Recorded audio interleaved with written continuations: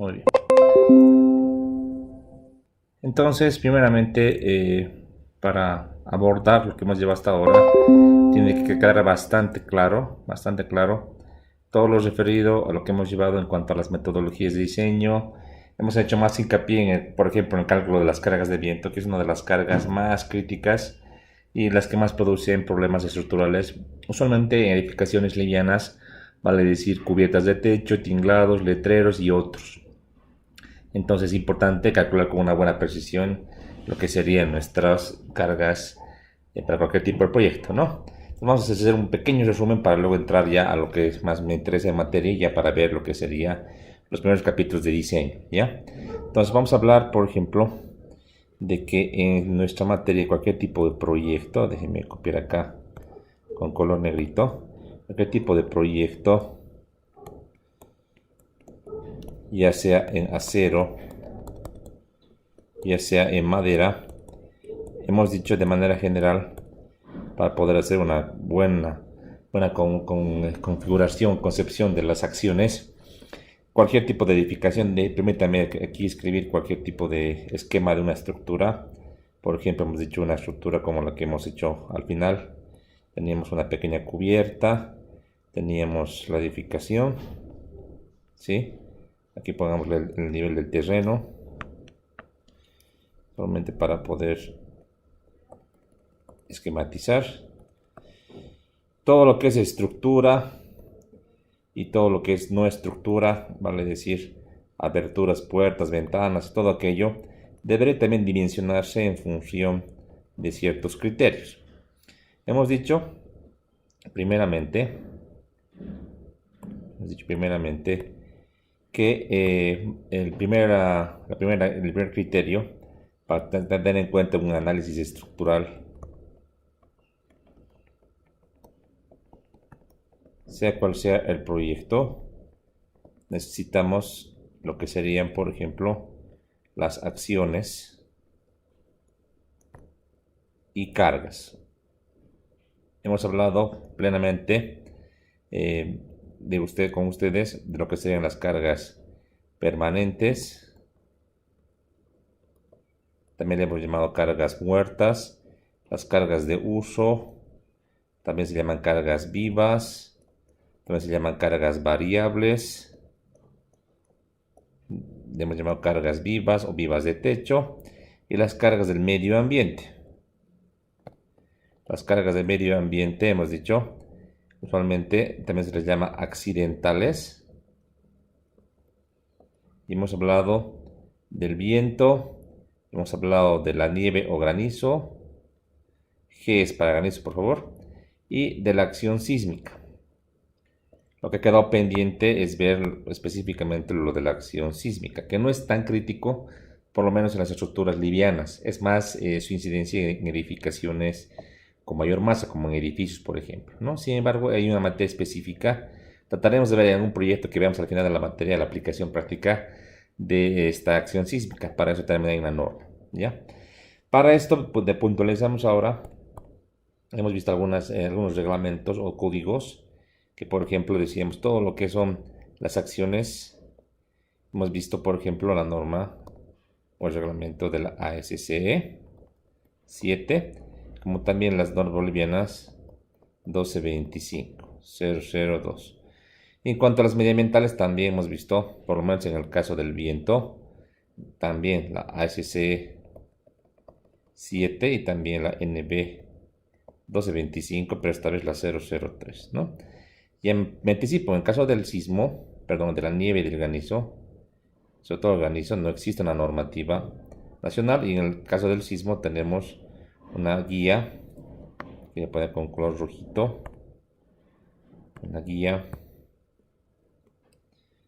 de diseño sísmico en versión 2020, es la que está ahora vigente, ¿no? La que es la que deberíamos aplicar a cualquier tipo de proyecto para cuantificar la acción sísmica, sus efectos, como también algunas recomendaciones prácticas al respecto, ¿sí? El análisis estructural está muy vinculado con el diseño. Ya para lo que es el diseño, vale decir el dimensionamiento de los elementos y definir los tamaños y los planos, en definitiva. Ya para lo que es el diseño, básicamente lo que queremos, hemos dicho, es tener estabilidad, tener resistencia suficiente, tener suficiente rigidez. Esta rigidez está asociada seguramente al confort que puede haber en la edificación, como también al estado de servicio. Voy a dividirlo esto en dos partes. Uno va a ser las deformaciones o deflexiones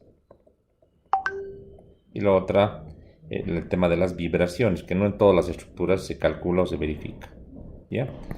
Solamente queremos esto. Y además también, obviamente, que sea funcional, que sirva para el fin para el que ha sido propuesta la estructura, sea funcional, ¿no? Eso todos ya hemos hablado bastante. En el diseño vamos a obtener usualmente dos parámetros fundamentales. Hablemos de lo que sería la memoria de cálculo, de lo que serían los planos de construcción. Y al hacer los proyectos vamos a darnos cuenta que usualmente en cuanto a los planos usualmente y a la memoria, hablamos planos y memoria de diseño, de un diseño estructural. Pero ya para la hora de construir la edificación, si fuese de acero por ejemplo, se tiene que hacer un detalle más específico, un poquito más fino, ya con planos de taller por ejemplo, y de montaje, que es una tarea ya más específica de la gente que va a construir esta estructura, ¿no? A veces hace algunas modificaciones con la finalidad de buscar, por ejemplo, patrones tipo, conexiones tipo, si hacen algunas verificaciones o ajustes al respecto. Es un trabajo más fino que lo tiene que hacer en este caso el que va a construir esta edificación, ¿sí? Esto hemos visto detalle, ¿no? Entonces, ya con el criterio que tenemos, por si acaso les he pasado a ustedes la planilla esa de carga de granizo. Me interesa mucho que ustedes puedan estudiar y aplicar, por ejemplo, al proyecto de la edificación que hemos visto, esa vivienda, ¿se acuerdan? Ya la pueden aplicar. En la planilla está con un ángulo de otro proyecto. Quiero que utilicen el ángulo del techo, este ángulo alfa, que hemos visto según creo que tenemos un ángulo de 15 grados. Apliquen la planilla para tener ya las cargas listas para que podamos introducir un software para hacer un análisis estructural. Hay varias maneras de hacer un análisis, se hace análisis 2D, 3D, eso vamos a ir viendo ya en una sesión específica que tendrá que durar un poquito más de la hora de clases porque es realmente largo poder cargar todo, ¿no? Ya. Ahora, ya en el diseño hemos dicho también, todo lo que vamos a hacer es basarnos, por ejemplo, en la norma ISC para lo que sería acero y el manual del Pacto Andino para lo que sería madera. Dentro de estos manuales tenemos también que distinguir filosofías de diseño y con ustedes hemos ido viendo que ya a la hora de definir hipótesis, estados y combinaciones de carga hay algunas variaciones en cuanto a el enfoque, ¿no? Entonces podemos decir, por ejemplo, que en definitiva hay enfoques de diseño, también conocidos como las famosas filosofías de diseño.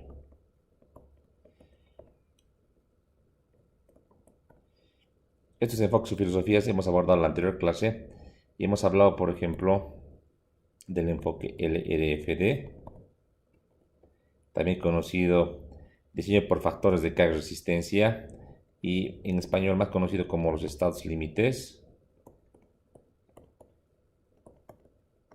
Y el otro enfoque es el ASD que no hemos revisado todavía, que solo de manera conceptual hemos dicho diseño por esfuerzos admisibles o permisibles. El método más clásico es este y el método más moderno es el que está aquí a la izquierda. De ambos métodos hemos visto que hay diferencias. Hemos dicho, por ejemplo, que a la hora de hacer las famosas combinaciones de cargas, aquí lo que se verifica que es que un gamma sub i, q sub i, sea menor o igual a la capacidad de diseño de nuestro elemento miembro conexión. Esto aplica para cualquier parte de la estructura. Factores gamma, hemos dicho, son factores de mayoración de acciones o cargas o efectos de las acciones. Y phi, hemos dicho que son coeficientes de minoración de resistencias. El método LFD hemos dicho que es un método, si se acuerdan, probabilístico, hemos dicho, ¿verdad? Probabilístico. Entonces vamos aquí a remarcar esto. Es un método probabilístico. Algunos libros refieren a un método semi-probabilístico, pero usualmente se puede aceptar que es un método probabilístico, que hace un estudio y calibra ambos coeficientes, los calibra con un criterio, hemos dicho, de confiabilidad estructural. De esto ahorita vamos a hablar un poquito más, para tener más claro. Hasta mientras me voy a llevar al otro lado, a lo que sería el famoso método ASD. El método ASD es un método más determinístico, ¿ya? Aquí voy a colocar, es un método más, en este caso, determinístico. Tendemos simplemente a hacer un análisis referido a las acciones o cargas sobre las cuales vamos a darles su incidencia y vamos a comparar con un factor de seguridad global para lo que sería la estructura o la edificación. Entonces voy a anotar en este contexto a qué me refiero con el valor del que les refería a ASD. Lo que hace básicamente en este caso es comparar las acciones sin magnificar, que deben ser menores o iguales a las resistencias nominales entre un factor de seguridad. Este valor de omega es un factor de seguridad global que se utiliza para el material, que es variable obviamente en función de las condiciones del elemento. Este enfoque antiguo clásico hacía que las estructuras trabajen siempre a nivel elástico, mientras que este enfoque más moderno hace que las estructuras y las conexiones y todas las partes de las estructuras trabajen a un nivel elastoplástico, o sea, un poquito más, ¿no? Tendiendo siempre a verificar para la falla del elemento estructural, calibrando, repito, el nivel de confiabilidad estructural en función a ciertos criterios probabilísticos. Cuando hablo probabilístico me refiero a variables aleatorias, ¿ya? Entonces aquí vamos a anotar esos dos criterios. Pensemos, por ejemplo, en lo que sería las cargas y lo que serían las resistencias. Les hago una pregunta. Ambas son variables, ¿verdad? Son variables. ¿Las cargas y las resistencias son variables dependientes o variables independientes? ¿Qué creen que sean estos dos parámetros? ¿Son variables dependientes o independientes? ¿Qué dice? ¿Alguna idea que tenga? ¿Son variables dependientes o variables independientes? ¿Qué dicen, chicos? Las resistencias yo creo que son variables dependientes, ¿sí? Porque van a depender del diseño que le vayamos a dar. Y las cargas serían independientes porque no hay un factor que influya en ellas. Y ya, mira, comparto tu criterio, las cargas sí son variables independientes, pero también las resistencias son variables independientes. Parece un poco raro, ¿no? Mira, podemos hacer un diseño siguiendo las normas, siguiendo las ecuaciones, estados límites. Sin embargo, la resistencia real que tenga un miembro es variable, ¿no? No es exactamente lo que te sale en el papel.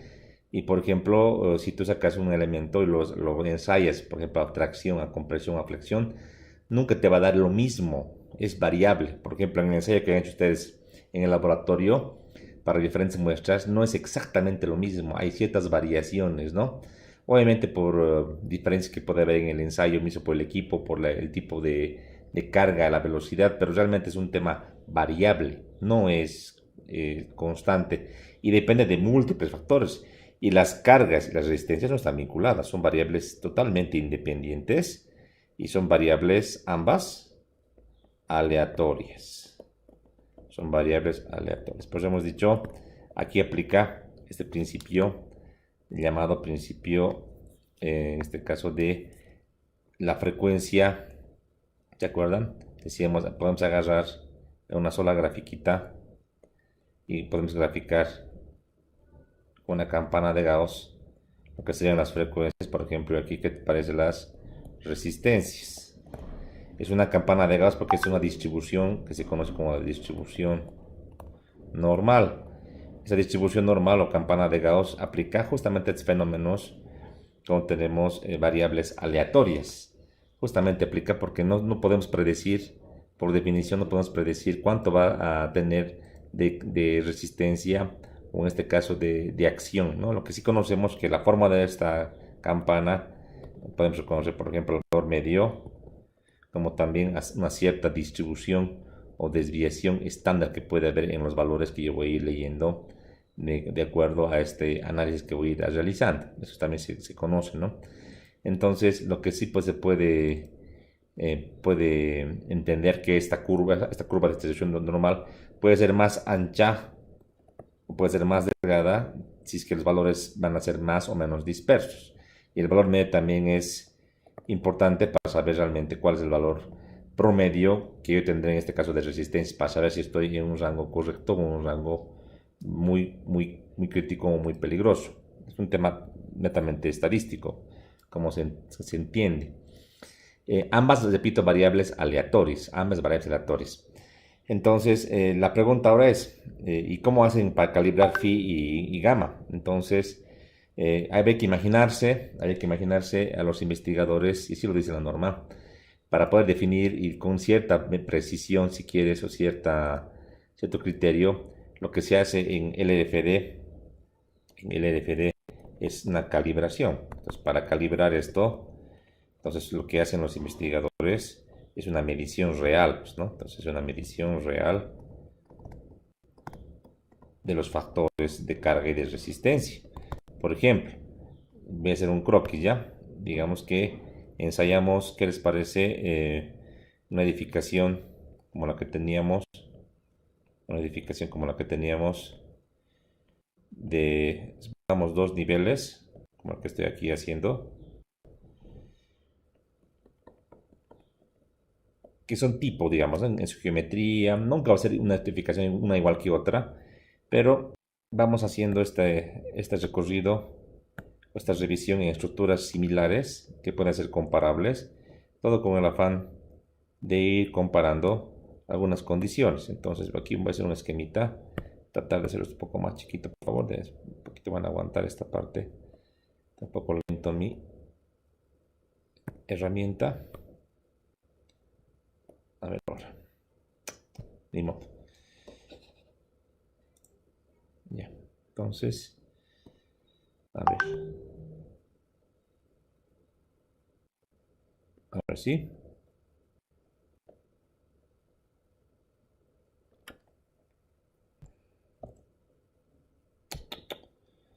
A ver, un segundito.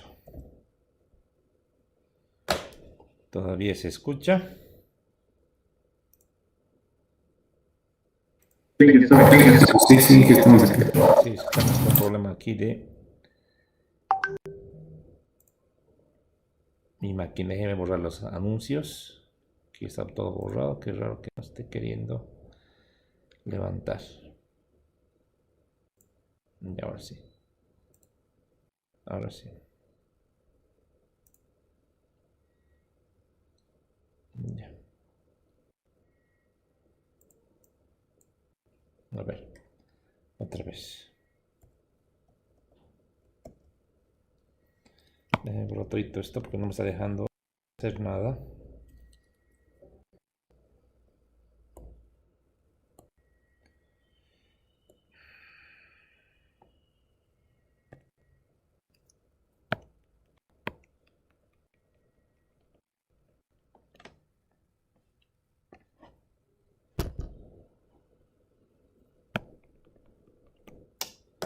Qué pena, che, me está tardando mucho esto en reaccionar. Otra vez lo voy a tener que abrir. Problemas técnicos, a veces pasa, ¿no? Cuando se instalan programas pasa esto. A ver, sí.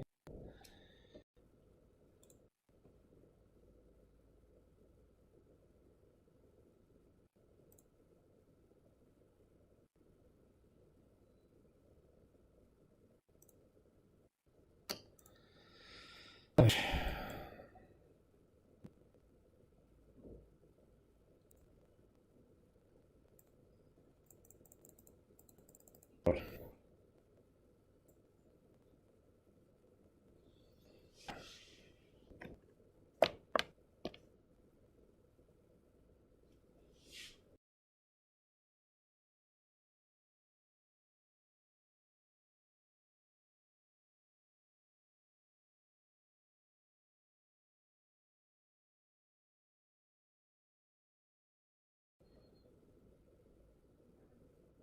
Ya, a ver ahora, si me permite.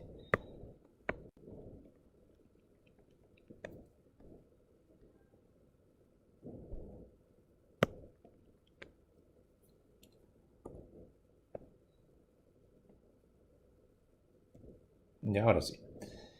Bien, entonces, como hemos dicho que tenemos que calibrar, que los investigadores han agarrado estructuras similares. Aquí déjenme ahora dibujar algo más chiquito, lo quería hacer. Digamos que esa edificación que hemos visto de dos agüitas, una cubierta como la que estoy dibujando.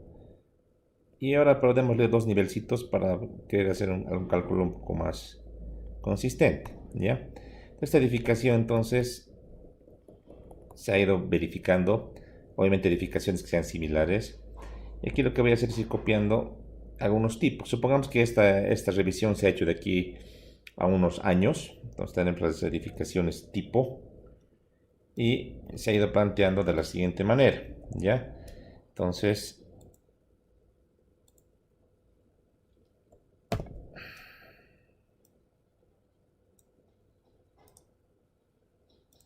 ahora sí.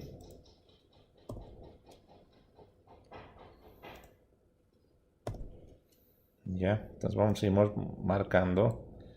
Vamos a ir recorriendo la edificación 1 que sea, 2 y 3. Vamos a un ejemplito para entender, ¿ya? Se va a poner un colorcito distinto para poder diferenciar, que sea el color verde, que sea con color lila, ya. Entonces voy a colocar los nombrecitos, la edificación número 1, la número 2 y la número 3, ¿ya? Se han hecho mediciones entonces, ya construir las edificaciones, obviamente está establecido que se ha hecho bajo la misma norma, bajo el mismo código. Entonces lo que se hace es verificar. Verificamos entonces lo que serían las resistencias y lo que serían las, en este caso, acciones o las cargas actuantes en el edificio. Lo mismo acá, resistencias, acciones, ¿ya?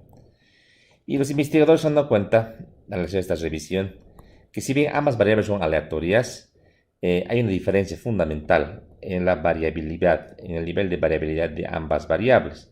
Se han dado cuenta, por ejemplo, que si para esta estructura, digamos que para un elemento, voy a marcar que para esta, supongamos, una misma viga perimetral, digamos, esta viga de acá, con esta viga de acá, con esta viga de acá, supongamos que ha encontrado una resistencia alrededor de unos, ¿qué les parece?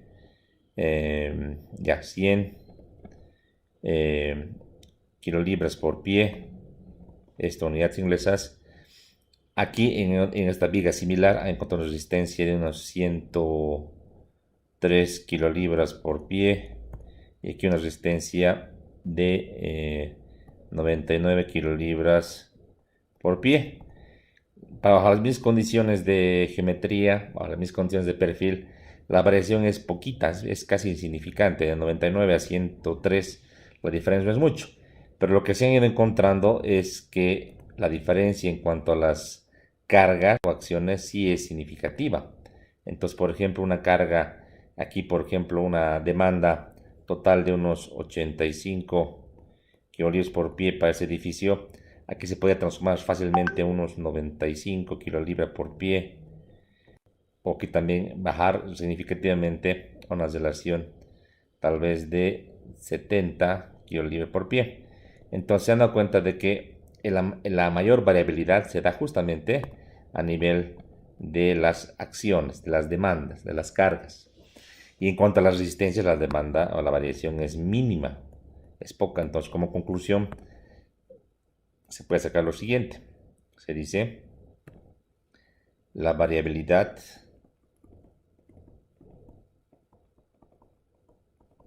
de las acciones es mucho más grande que la variabilidad de las resistencias. Es una de las conclusiones que han encontrado los investigadores. Entonces, al ir investigando ambas curvas, pues se han dado cuenta que una de las curvas, si lo graficamos otra vez la campana de Gauss, tenía esta forma bastante ancha, y otra de las curvas tenía una forma un poco diferente, que era una forma como la que estoy dibujando, donde la variación era diferente, era muy menos ancha la curva en cuanto a la campana de Gauss. Obviamente, a mayor variabilidad, mayor ancho, debemos dicho, entonces mayor probabilidad de cambio o de valor distinto. Si bien son variables aleatorias, se ha entendido de que en cuanto a las cargas, el cambio de uso, por ejemplo, falta de previsión de las cargas vivas, o en este caso un uso particular, o falta de previsión en cuanto a la determinación más precisa de las cargas, ha hecho de que estos valores de Q se tomen de una manera mucho más crítica a la hora de hacer las combinaciones de carga, ¿no? Por ejemplo, fruto de esto es que en las combinaciones que hemos visto con ustedes, por ejemplo, hemos dicho que para las cargas vivas, por ejemplo, teníamos una combinación 2 de 1.2 veces la carga muerta más 1.6 veces la carga viva, siendo que este valor de 1.6 se refiere a un 160% de la carga L asumida. Ese rango de variación es sumamente importante, mientras que ya vamos a revisar en acero, por ejemplo, un valor phi típico es de 0.90 o un valor phi de 0.75. Solamente 0.90 casi se hace constante para las fallas dúctiles, y este otro parámetro para las fallas frágiles. Aquí tenemos fallas dúctiles, lo que sería, por ejemplo, la adherencia o fluencia, también conocida como plastificación, sin importar el tipo de falla. Puede ser, por ejemplo, flexión, puede ser atracción, etc. Y las fallas frágiles que se refieren, por ejemplo, a las roturas del material, por ejemplo, en el ámbito de las conexiones. Pero son valores que han quedado prácticamente constantes, que no tienen un gran margen de variación. En una norma antigua del 2005 o antes, este valor de 0.9 iba con 0.85.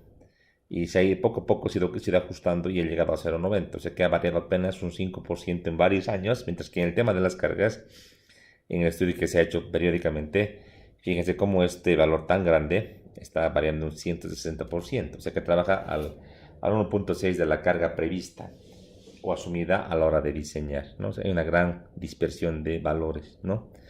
Y cuando les hablaba de esos coeficientes de variación, les decía, básicamente lo que se tiene es un índice de confiabilidad. Se debe determinar un índice de confiabilidad.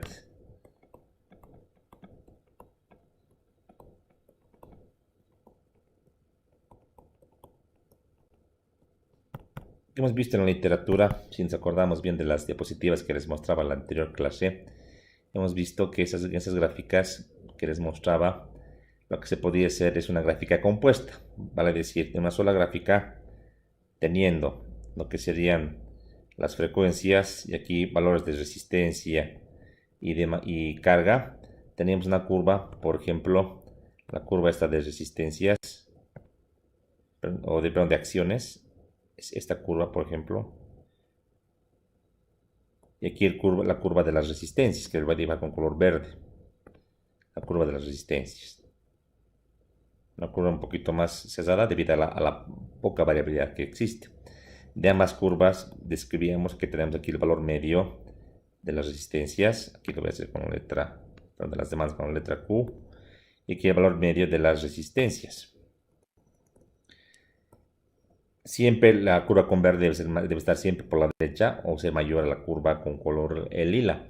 Donde se traslapa, hemos dicho, y tenemos aquí este sector achurado, son los lugares que le vamos a llamar los lugares de posible falla. Lugares de posible falla. Y hemos dicho que este lugar no se puede evitar, que siempre existe una posibilidad, una probabilidad de falla en la estructura. Eso es un tema netamente estadístico. No podemos definir que no exista ningún tipo de falla. Lo que sí podemos bajar o reducir es este margen o ese nivel de posible falla que puede haber en una estructura, un miembro estructural, en una conexión. Se puede hacer eso, ¿no? Y para tener el índice de confiabilidad lo que se hace es montar en una sola grafiquita ambas gráficas a través de un logaritmo, decíamos. Y aquí en el eje horizontal, el logaritmo natural de las resistencias entre las demandas. Y tener una gráfica combinada,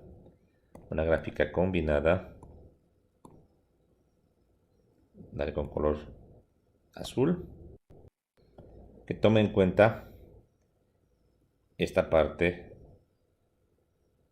de esta distribución. En este caso el valor medio será el logaritmo natural de la resistencia entre la solicitación, esto en un valor medio, eso hemos dicho, y la distancia que existe. Bueno, aquí tenemos el nivel de falla en toda esta parte que estoy achurando con color amarillo, también lo vamos a remarcar.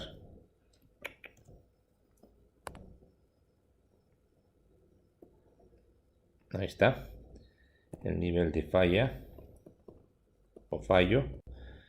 Y tenemos, decíamos, una distancia entre este origen que está en 0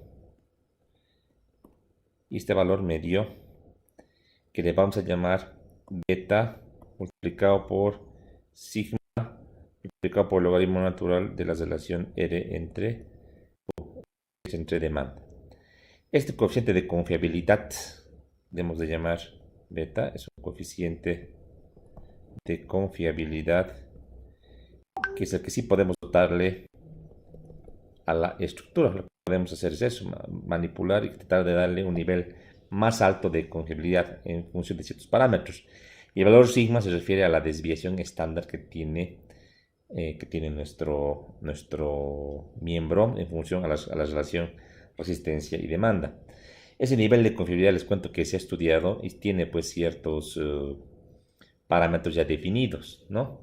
Por ejemplo, los niveles de falla o de probabilidad de falla se estudian de la siguiente manera.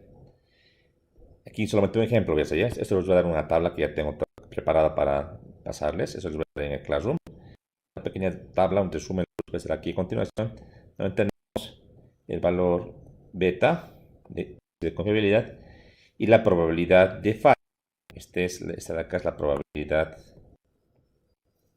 de falla.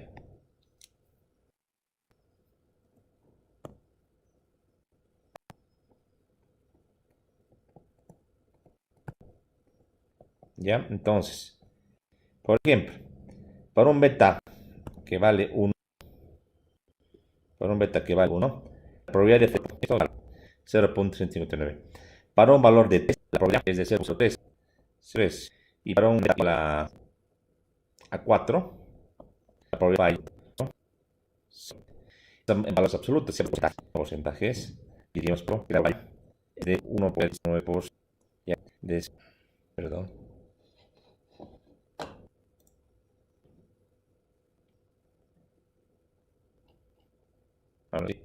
De 0.1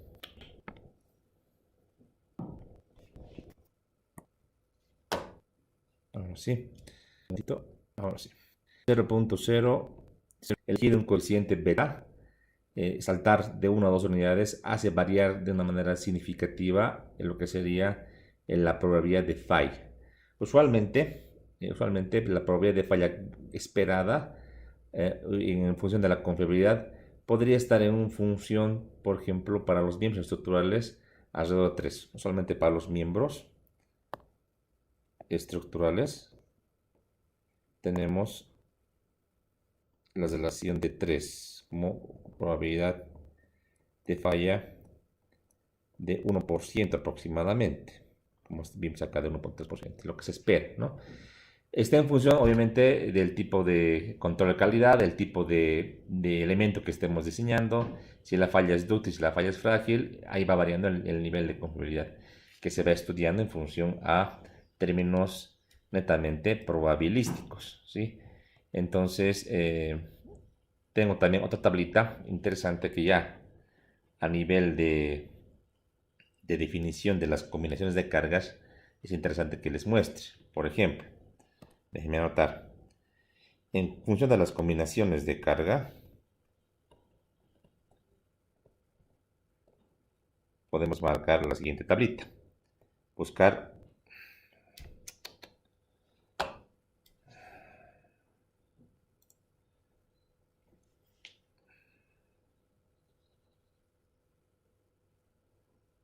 ¿Todavía se ve la pantalla, chicos? Así se me está perdiendo un poquito la pantalla. ¿Se puede ver? Ahora sí. Ya.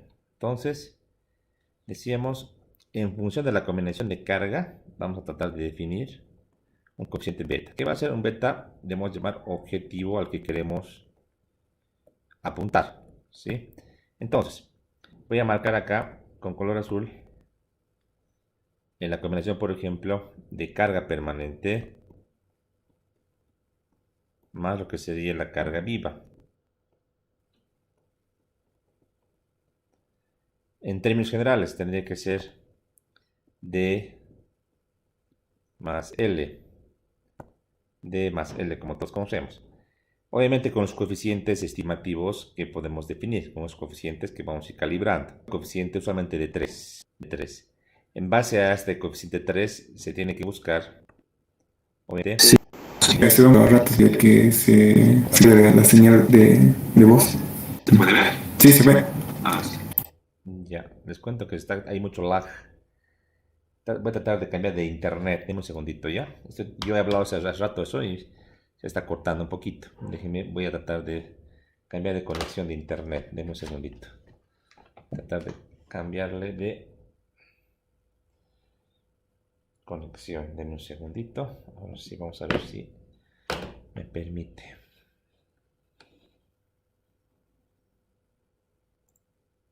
A ver.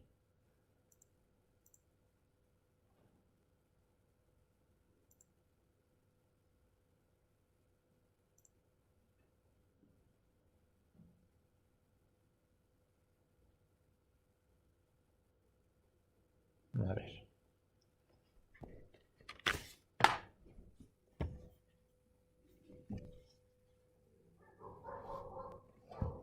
Dame un segundito, a ver si me permite ahora. A ver.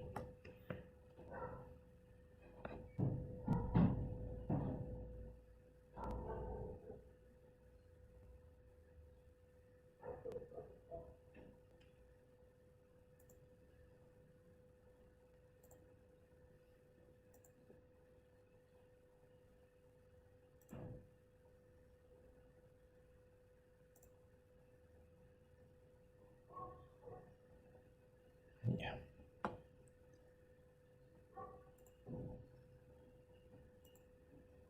Ya.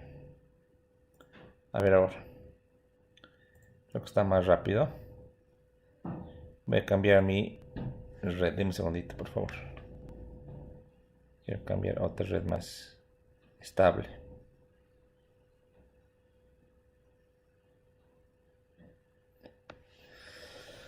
A ver. Aquí.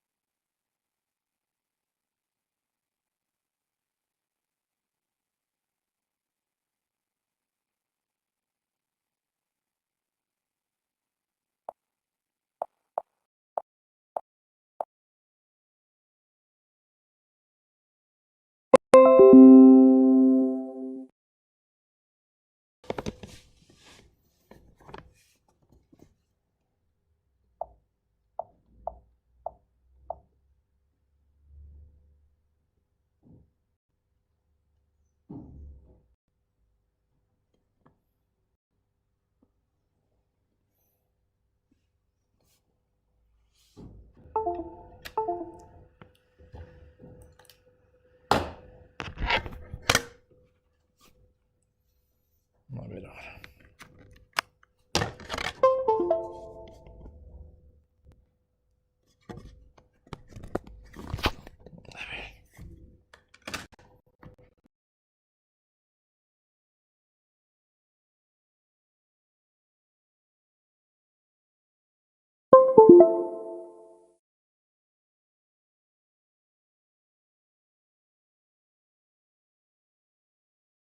A ver ahora. ¿Todavía se puede ver la pantalla? ¿Jóvenes? ¿Se me escucha? Se ha cortado.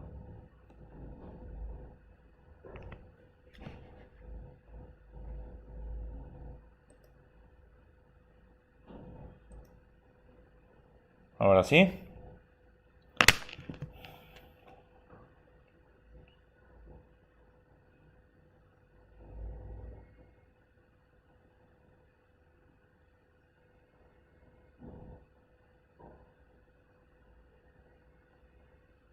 Ya.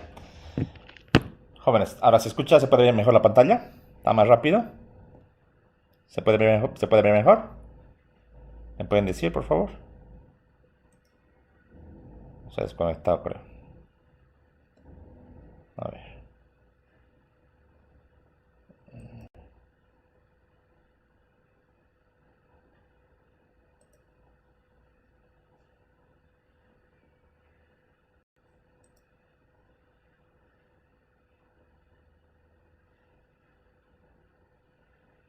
Ya.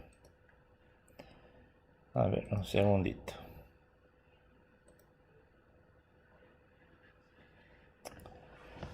Deja esto trabajar, cheque. A ver.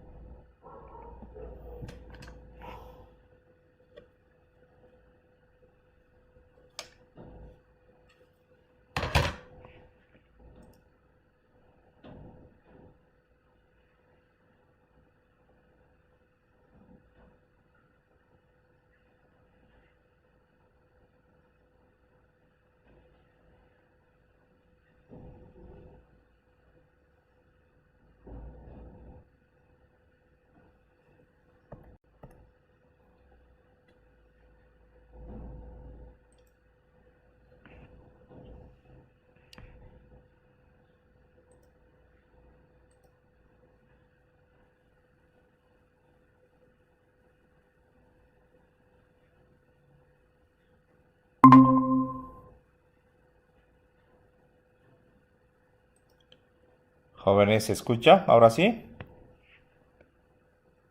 Sí, sí, escuchamos. Ya, estaba con un lag terrible, se me estaba cortando. Estoy con otros datos móviles, ojalá que no se corte ya. Voy a volver a compartir pantalla, deme un segundito.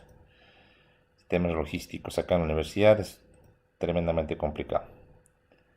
A ver ahora, ¿me pueden confirmar si se puede ver así medio de manera fluida este cuadrito que estoy haciendo? Se está viendo Inge, pero tal vez si puede escribir algo, mover el ratón. A ver, ¿ver esta línea?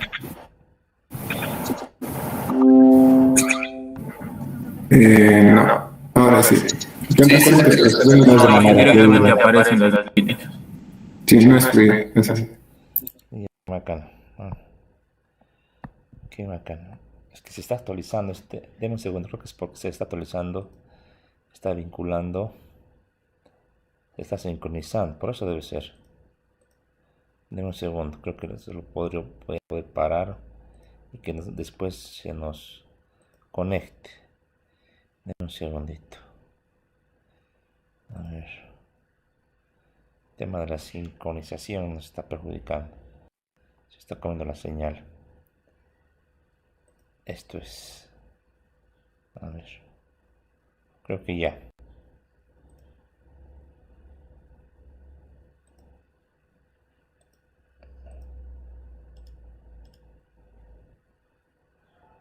Un segundo, otra vez vamos a ir a configuración. A ver.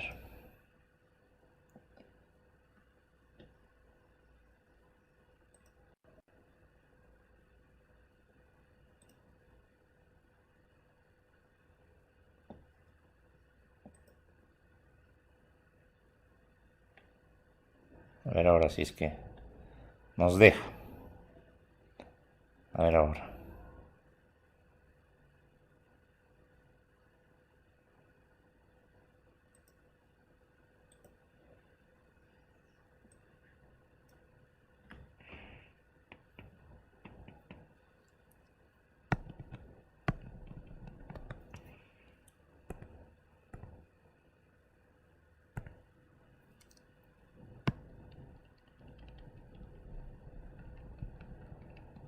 Ya.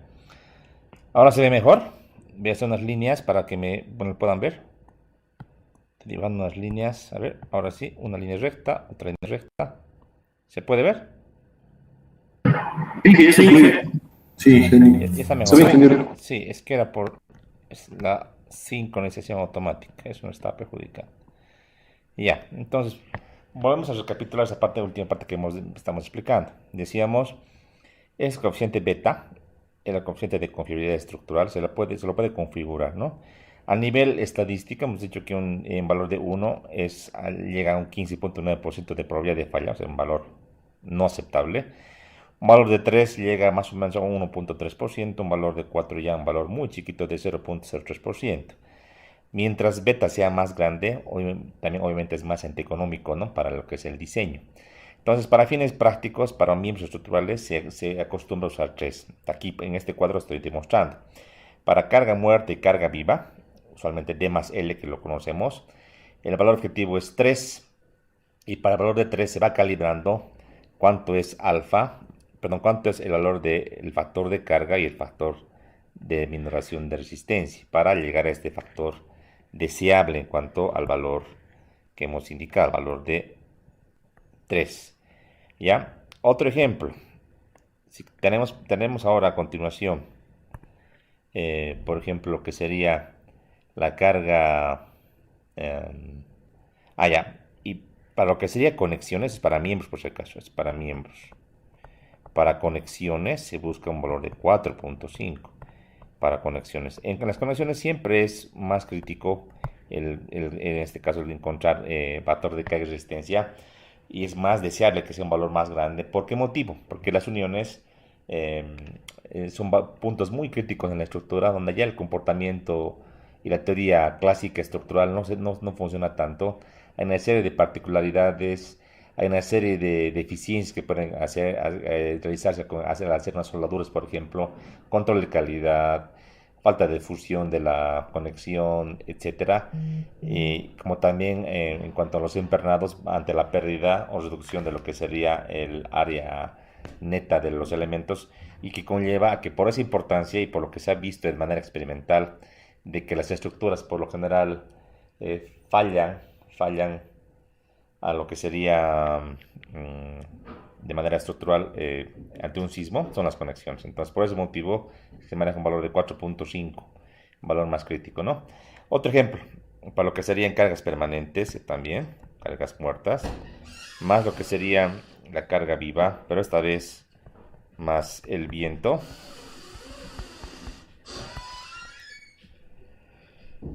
Tenemos un valor de 2.5, un valor mucho más pequeño debido a que el viento y la combinación con la carga viva es menos probable que ocurra en una estructura. Entonces, para 2.5 para muerta, viva y viento, y esto también nos lleva de manera general para buscar los miembros.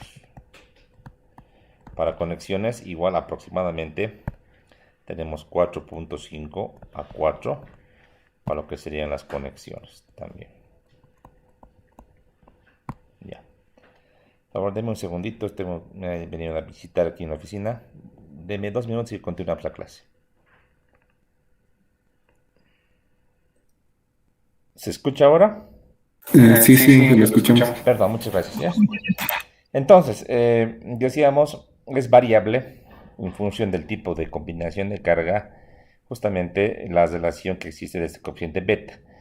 Decíamos, con beta se calibre se encuentra phi, se encuentra gamma. El valor de gamma ya hemos ido viendo en las anteriores clases. Por ejemplo, hemos dicho el clásico 1.2 y 1.6 sale justamente de ese estudio probabilístico, que es un poquito más matemático como tal y estadístico. Sin embargo, tiene pues cierta razón de ser, y es bueno que un poquito entremos a entender que estos coeficientes se van calibrando, no son únicos. Con los años se va estudiando diferente tipo de estructuras. Puede ser que en un país como Bolivia el uso de las edificaciones típicas, como son viviendas, o pueden ser, por ejemplo, galpones, vayan modificando, vayan cambiando, se vayan tecnificando, y tal vez el nivel de variación de las cargas o de las acciones vaya reduciendo, ¿no? O tal vez cuando se conozca de mejor manera el comportamiento del viento, cuando se pueda caracterizar con mejor precisión, también la variación que existe, y obviamente los coeficientes de confiabilidad que estamos buscando, vayan también reduciendo con el objetivo de ser más económicos. Entonces, en términos generales, betas mayores, entonces más seguridad, pero a mayor costo, y viceversa, ¿no? Entonces, decíamos, ¿cuál es el valor más correcto, el valor más deseable? Entonces, será siempre aquel que nos dé valores conservadores, pero no derrochadores, ¿verdad? Esa es la frase que tiene que usarse, pero todo con un respaldo probabilístico, ¿no? Aquí nunca vamos a encontrar, por ejemplo, mezclar viento con sismo, hemos dicho, ¿no? De que existe la posibilidad de que justamente cuando venga un viento de norma, justo venga un terremoto. Pero es tan baja la probabilidad, tan chiquita, que prácticamente no se toma en cuenta. Y si ocurriese, ni modo, pues, o sea, hay siempre un ranguito, hemos dicho, de una posible falla estructural, pues, ¿no? Entonces, no hay estructuras que sean pues totalmente, si se quiere, antisísmicas o indestructibles. Siempre existe una probabilidad de una falla, ¿no? Pero eh, digamos, siendo coherentes con ese análisis, yo creo que se entiende que se busca siempre tener de manera criteriosa, si se quiere, un margen de seguridad, un nivel de confiabilidad razonable, ¿no? Que no nos obligue a construir búnkers, y tampoco nos haga, en este caso, ir muy al riesgo de un colapso. Entonces se busca siempre un nivel intermedio. Eso es lo que tenemos que entender de esta metodología, básicamente, ¿no? Bien, ahora vamos a entrar ya con esta idea que acabamos de explicar. Lo que voy a abrir es la norma, ya voy a abrir el ASC, denme un segundito.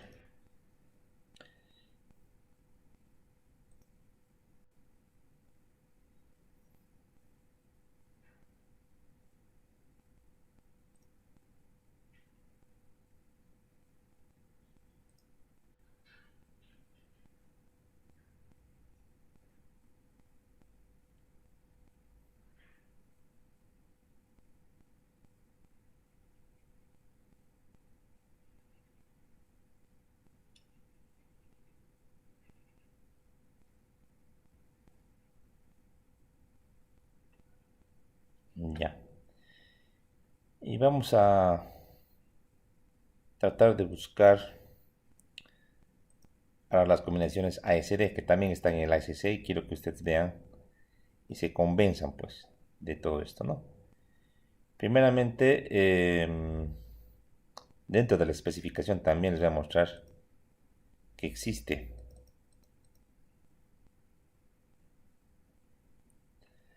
Voy a entrar a la parte inicial de la especificación, déjenme un segundito, voy a ir.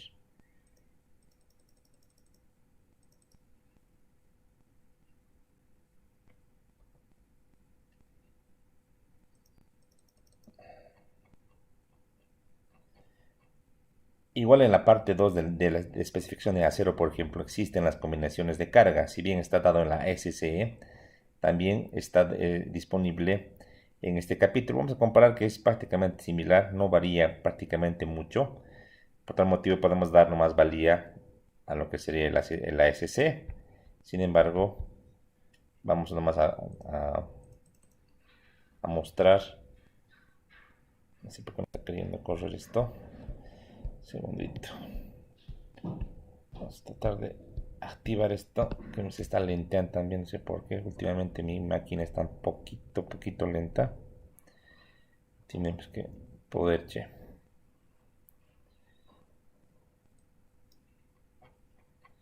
Bueno, un segundito.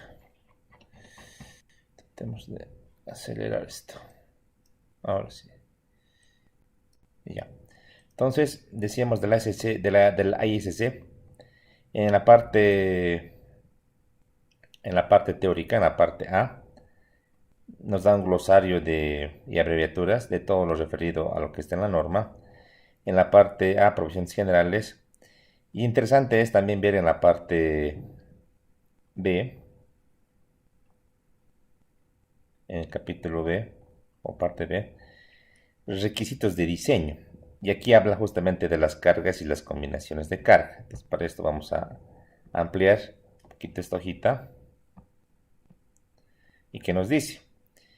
Que las cargas, como también las cargas nominales, déjenme marcar esto, dice las cargas y las cargas nominales y las combinaciones de cargas, en este caso deben ser aplicadas usando un código aplicable, un código de cargas, ¿no? Dice, en ausencia de un código de cargas local, por ejemplo en Bolivia, la carga y las cargas nominales y las combinaciones de cargas pueden tomarse, dice, de la norma o del reglamento ASC 7. Aquí está, tal como lo que estamos viendo ahora. Entonces, ante la ausencia de una norma local, se puede tomar de acá, ¿no? En este caso, que nos dice que conocemos ASC 7, dice, hay que estudiar muy bien lo que sería la sección B3.1 de esa norma y la B3.2 para el ASD, el B3.1 para el LFD y B3.2 para lo que sería ASD, ¿no? En la norma de acero está habilitado, les cuento, ambas metodologías. La norma LFD es la más moderna. En hormigón, en otro tipo de materiales, la ASD ha quedado un poco atrás. Sin embargo, en acero sigue vigente porque se ha calibrado de cierta manera. Ahí tengo una gráfica que les voy a mostrar más adelante, una curvita que vincula lo que es ASD y el LFD para obtener ciertamente valores de factores de seguridad omega en ASD que nos den márgenes de seguridad si quiere, equivalentes a lo que sería tener un diseño con el LFD, con ciertas variaciones evidentemente, ¿no? Ya en el B3, en base de diseño, nos da ciertas definiciones y aquí también podemos revisar lo que dice acerca del diseño LFD. En este caso, es en ecuación, lo que habíamos visto de manera general aquí en la norma americana, ya no maneja el gamma, el sumatorio de gamma I, QI, sino que directamente maneja el valor de RU. Esto no nos tenemos que olvidar que viene, y por favor no se van a olvidar ustedes nunca, que esto viene efectivamente de la sumatoria de gamma I, QI, donde gamma I son los factores de carga y QI serían las acciones o su efecto. ¿Ya? Me refiero efecto a esfuerzo. Ya acá habla de RU, que en términos concretos le llama resistencia requerida, que es lo que tenemos que llegar. Si hablamos a nivel de, por ejemplo, decir una viga, esto puede venir para carga muerta y para carga viva de la siguiente combinación, de 1.4 veces la carga muerta o 1.2 veces la carga muerta más 1.6 veces la carga viva. De ambos el que sea mayor, el valor máximo, que va a ser el más crítico, ¿no? Rn, resistencia nominal, factor phi, factor de resistencia, y phi Rn, la resistencia de diseño, o también es conocida como la capacidad. Son términos que tenemos que manejar y tenerlos muy en claro para evitar confusiones a la hora de hacer un diseño, a la hora de entregar un reporte o a la hora de usar un software, porque los softwares usan la misma nomenclatura que está acá explicada en la ASCE, ¿ya?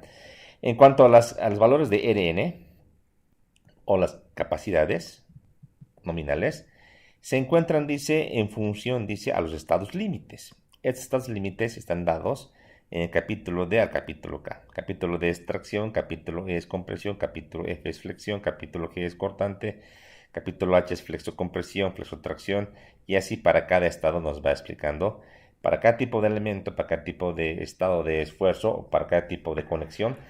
Hay un capítulo específico en la norma donde nos dan ecuaciones y recomendaciones para poder calcular las famosas resistencias de diseño, RN, que se tienen que calcular en función a lo que dice esta norma específica. Eso sería en el EFD. Ahora un poco recapitulando, en ASD, como les dije, la inecuación cambia y tenemos un factor de seguridad. Este valor omega es un factor de seguridad, ¿no? Este factor de seguridad es igual la norma lo ha ido calibrando ciertamente en función del material. Y este factor de seguridad igual está definido en función, dice, de los estados límites aplicables en el capítulo del capítulo K. Van a ver que de manera paralela en la norma va explicando uno u otro caso. Poco me voy a adelantar para poder ver ya esa parte. Entonces, por ejemplo, voy al capítulo D, que es el capítulo que vamos a comenzar ya desde la clase siguiente. Ahora un poquito vamos a entrar a ver algo superficial, pero vamos a ver desde la siguiente clase el capítulo referido a la tracción. ¿Ya? Entonces, denme un segundito, voy a llegar ahí a tracción, capítulo D. Capítulo D, denme un segundito. Aquí.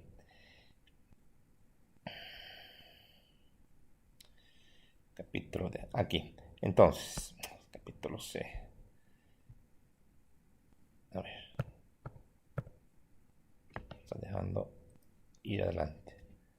A ver. Bueno. Mira el capítulo de manera manual, aunque sea. Ya, ahora sí.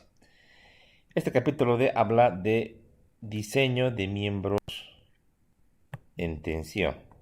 Diseño de miembros en tensión. ¿Ya?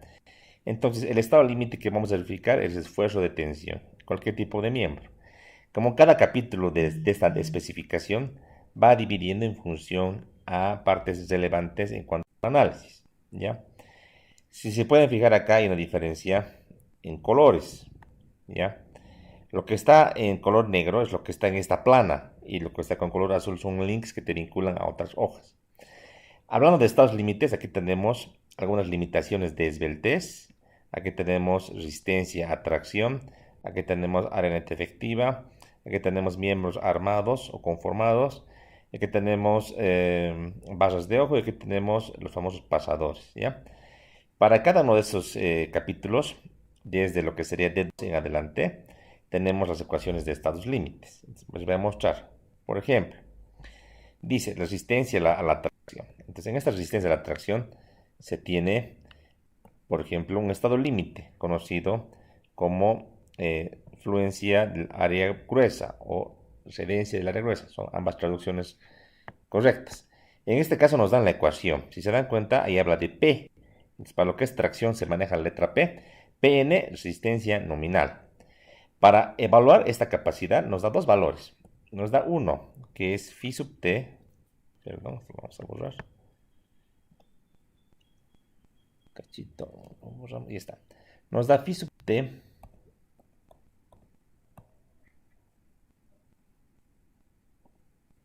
Aquí. Ahora, phi sub t, que sería la resistencia o el factor de minoración en tensión para el LFD. Y nos da un factor omega t, que es 1.67. Entiéndase que ambos valores no son lo mismo. Uno va a ir a mayorar si yo quiero encontrar, por ejemplo, la capacidad de diseño. Phi sub t Pn es la capacidad, sería en este caso 0.90 por el esfuerzo de excedencia por el área bruta. Es la misma ecuación que está acá, solamente que con este factor incorporado.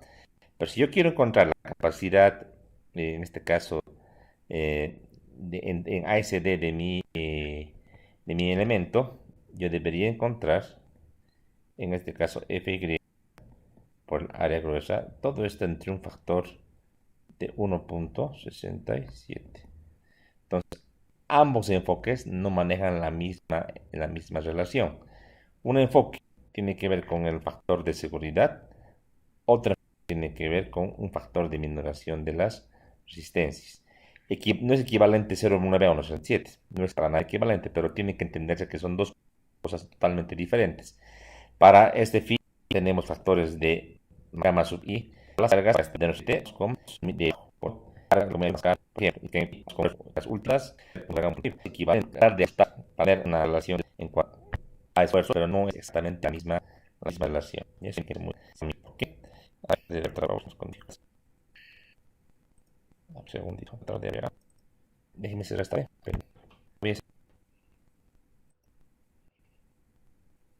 ¿Todavía se escucha? ¿Se puede ver pantalla todavía?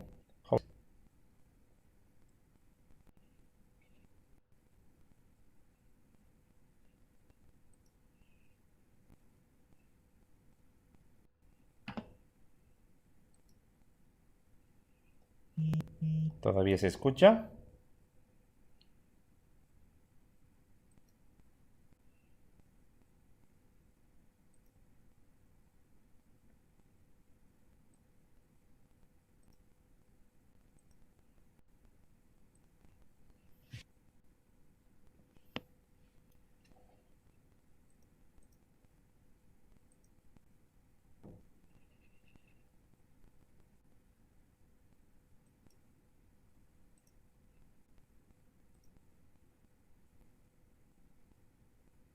¿Todavía se escucha? ¿Me pueden confirmar, por favor?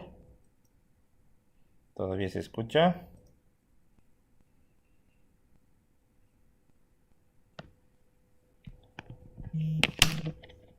¿Todavía se puede ver la pantalla?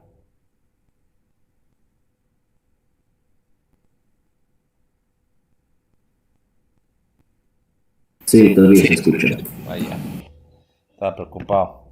Se está cortando. No se ve. Sí, he dejado de compartir. Estaba viendo un archivito. Déjeme un segundito, por favor. Ese mi programa de PDF estaba cerrando. Déjeme un segundito. Se voy a abrir con el normal.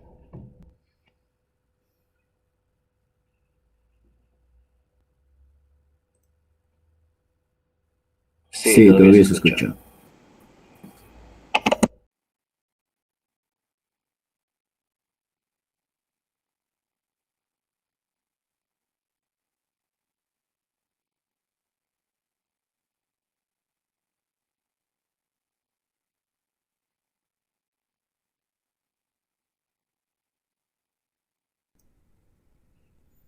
Ya debería ver una pantalla negra. Ahí estoy dibujando. Estoy rayando unas cuantas líneas. ¿Se puede ver eso? ¿Esas líneas? No.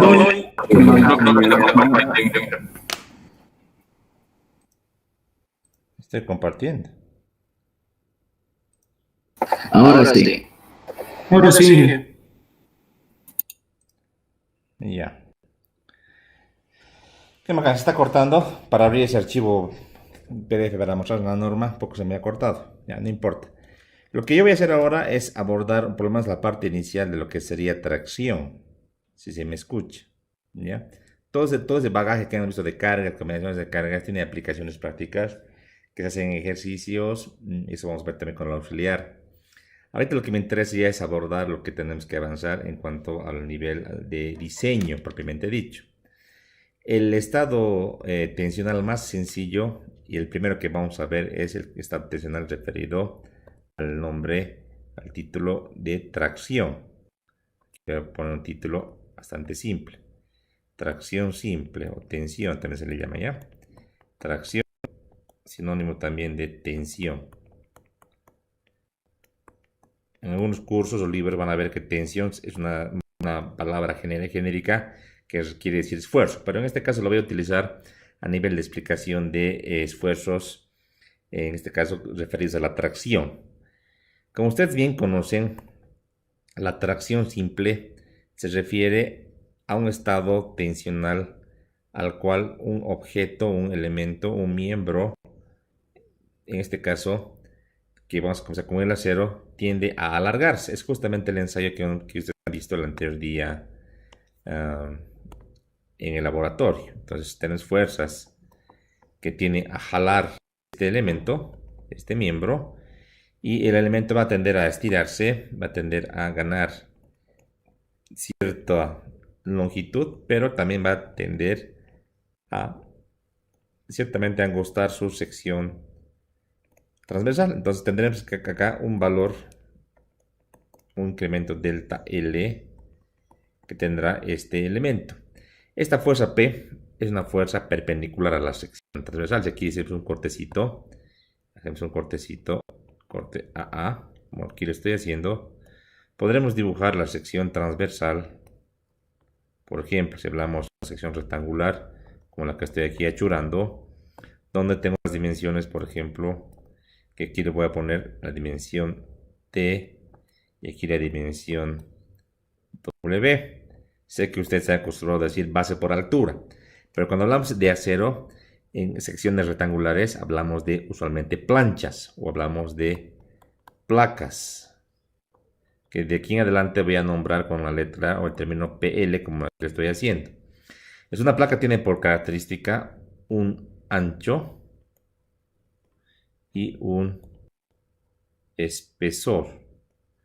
Usualmente el espesor T y el ancho W, en cuanto a T, toma valores bien pequeñitos, valores milimétricos que podrían ser 2, 3 y demás milímetros. Puede llegar también a expresarse en términos de un 16avo, 2 16avo, media pulgada, etcétera. Eso en unidades pulgadas, ¿no? En inch. Y es un poquito limitante lo que llega a nuestro medio. Usualmente en Bolivia lo que nos llega es de 2 milímetros hasta unos 10 milímetros. Usualmente es lo que más grande que se puede conseguir, digamos, de manera racional. Para pedir se puede conseguir mucho más, ¿verdad? Pero es limitativo a comparación de los anchos. El ancho W es variable. Uno puede conseguir placas o planchas de diferentes dimensiones y pues solamente es cortar para tener la dimensión que uno quiere, ¿verdad? Entonces, en tensión, decíamos, un miembro tiene fuerzas que usualmente tendrían que pasar por el centroide, aquí con esta sección que estoy dibujando. Aquí dibujaré unos ejes, aquí el eje X, aquí el eje Y, aquí estaría el centroide con color verde y aquí estaría viniendo esta fuercita que tiende a jalar el elemento, a traccionar el elemento. Entonces esta fuerza P tiene que pasar necesariamente por el centroide de esta figura, ¿sí? Hasta acá todo bien, ¿se pueden fijar? ¿Sí? Podemos fijar. Sí, sí. Perfecto. Ahora, hablar de un elemento así en el espacio es, como han visto ustedes en cuestiones materiales, parece ser un poquito, digamos, si se quiere, muy abstracto. Tratemos de dibujar algunas estructuras. Entonces, en algunas estructuras tipo, podemos hablar de elementos en tracción. Por ejemplo, parece tener un elemento como el siguiente, un portiquito, como el que estoy dibujando, sujeto a cargas o esfuerzos laterales. Aquí unas cargas laterales, por ejemplo, que pueden ser viento, puede ser sismo, etcétera. Y tener elementos que tiendan a rigidizar, ¿no? Elementos como estos, unas cruces o diagonales, llamada por la configuración una cruz de San Andrés. Y con esta fuerza actuante que está dada en esta esquina de izquierda hacia derecha, pues va a ser este elemento que estoy achurándolo con color rojito, el que va a estar sujeto a fuerzas de tensión, ¿no? Usualmente esas diagonales sirven para rigidizar las estructuras, ¿no?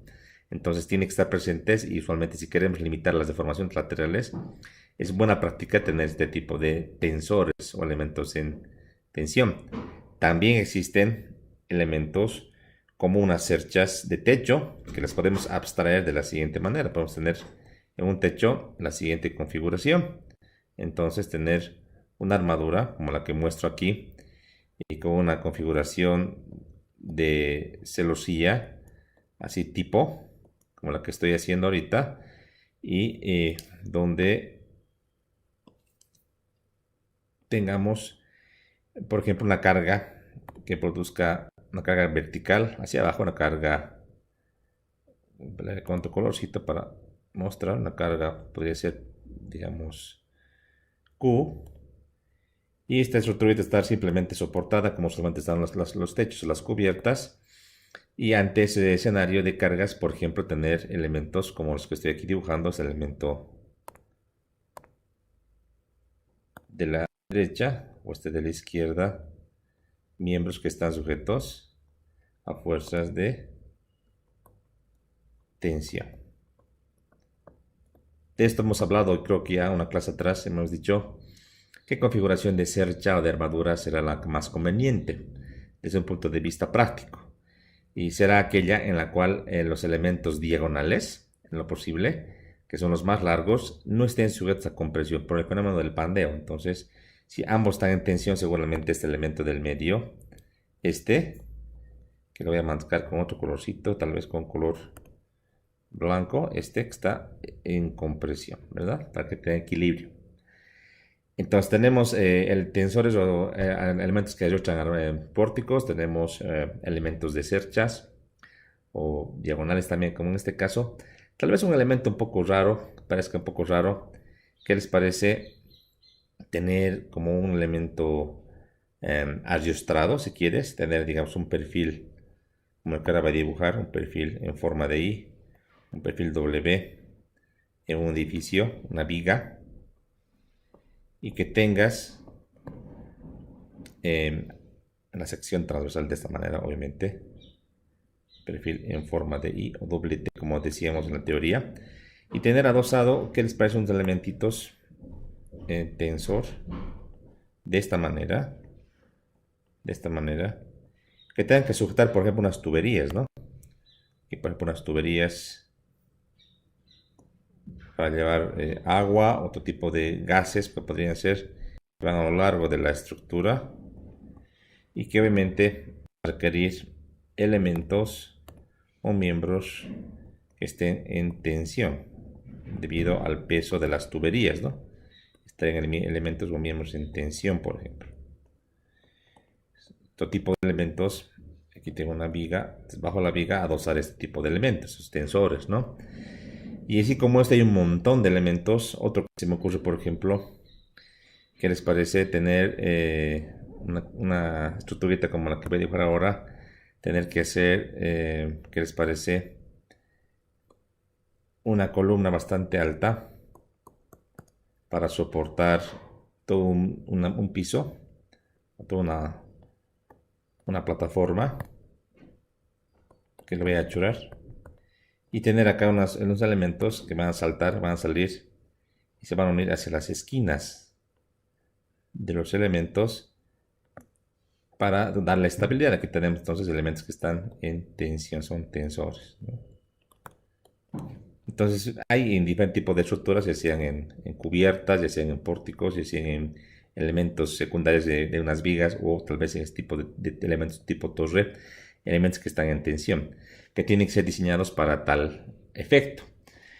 Recordar que ustedes han visto con el día del ensayo, han visto han visto un ensayo de elementos en tensión. Entonces recordar que típicamente la curva tensión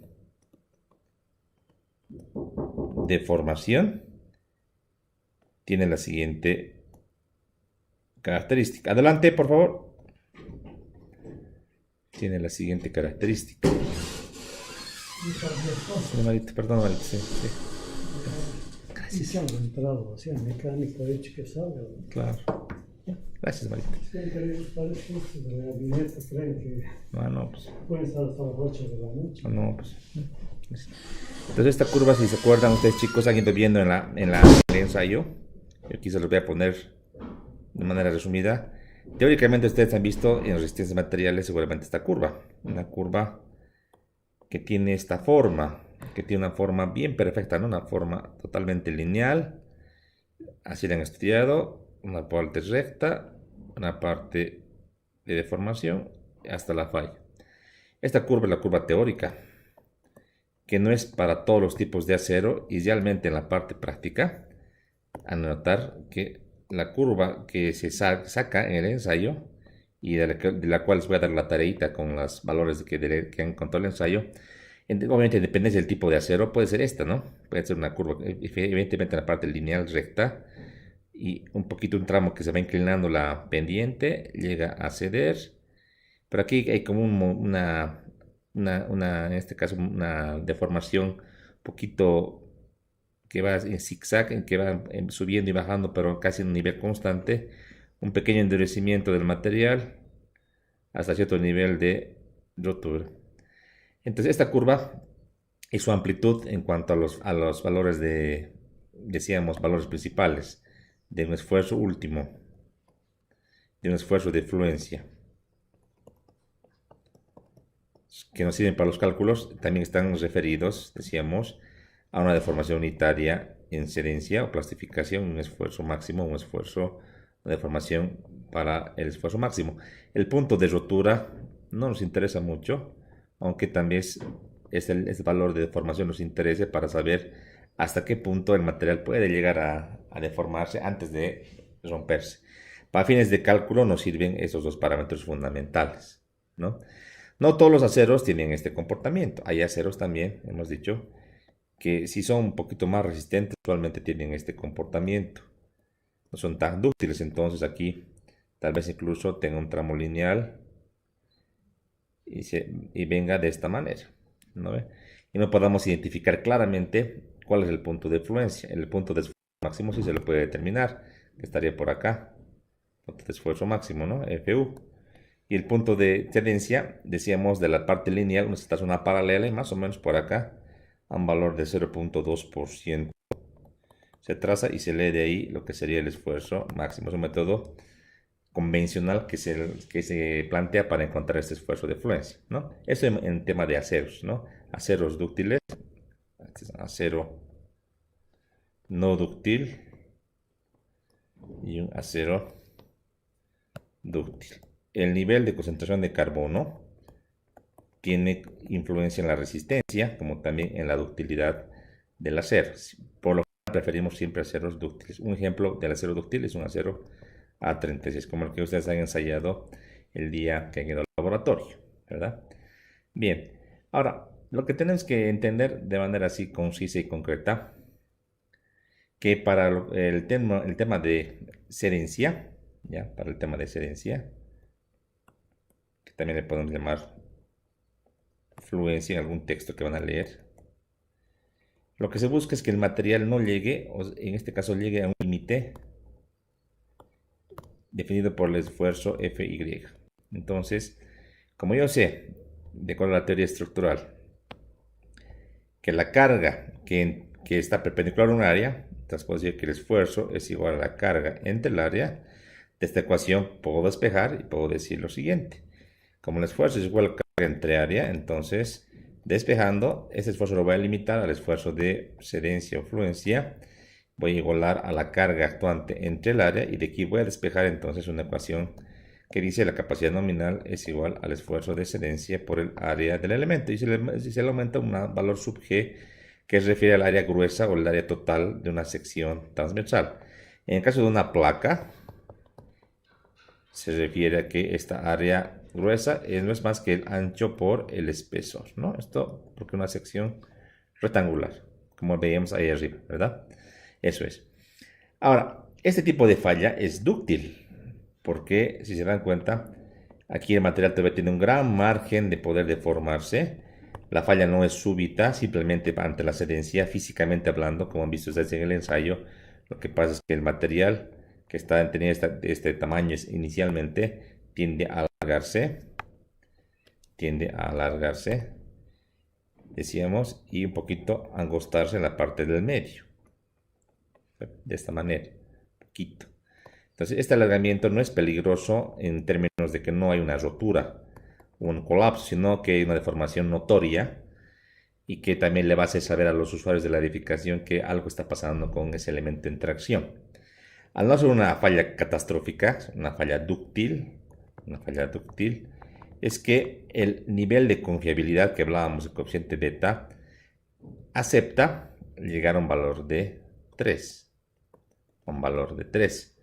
En este caso, para los miembros, entonces, se ha calibrado que el factor de minoración en tensión es 0.90, cercano a 1, apenas le estamos bajando un 10% de la resistencia teórica a lo que sería la capacidad de nuestro elemento. Entonces, por lo tanto, la capacidad o resistencia de diseño Phi sub t es igual a 0.90 por el esfuerzo de cedencia por el área gruesa. Esto es la ecuación del estado límite llamado cedencia o fluencia del área gruesa. Entonces, aquí le vamos a llamar así, ¿no?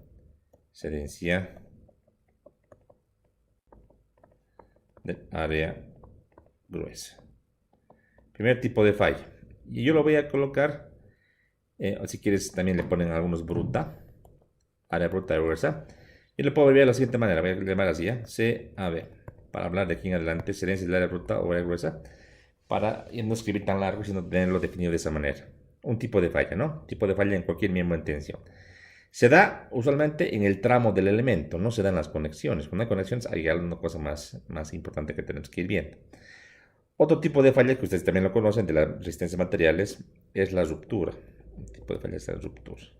Esta ruptura tiene que ver o está asociada a lo que sería lugares críticos o lugares débiles. ¿Todavía se puede ver la pantalla? ¿Estamos todavía en línea? Sí, todavía se puede ver. ¿Cuál sería un lugar crítico débil en un miembro en tracción? ¿Cuál sería un lugar crítico, según ustedes? Este mismo elemento, ahora un poquito más largo lo voy a hacer, porque de hecho un miembro para transmitir su fuerza a otro elemento lo hace a través de las conexiones. Entonces, si aquí voy a suponer un pasadorcito, aquí otro pasadorcito, entonces, suponiendo que tenemos otro elemento, lo haré con color blanco, un otro elemento que va a conectarse a este elemento principal. Aquí un otro elemento también similar, por favor, para entenderlo así. Entonces yo puedo decir, bueno, si este elemento está sometido a esta fuerza de tensión T, para transmitir esta fuerza a este elemento, entonces va a hacer un recorrido, va a empezar de este lado derecho, va a recorrer todas las secciones del elemento hasta llegar en ámbitos de esta conexión, va a llegar acá justamente, ¿no? Entonces, pues la parte crítica o lugar débil de este miembro está en ámbitos de este lugar de la conexión, aquí justamente. Entonces, lo que yo puedo hacer es sacar una vista un poco más grande y decir lo siguiente. Entonces, hago un cortecito solo de este elemento, coloco la fuerza de tensión T y voy a colocar esa perforación. Si voy a conectar con un pasador o con un perno o con un roblón, que el roblón ya no se hace, perno o pasador, y supongo que es solamente un hito, entonces tengo que colocar aquí este pasadorcito. Y si me fijo, todas las áreas hasta llegar a este lugar, todas las áreas, por ejemplo esta área, sección BB le voy a llamar, sección BB, tiene obviamente una sección como la que estoy dibujando ahorita, que tiene un ancho y tiene un espesor.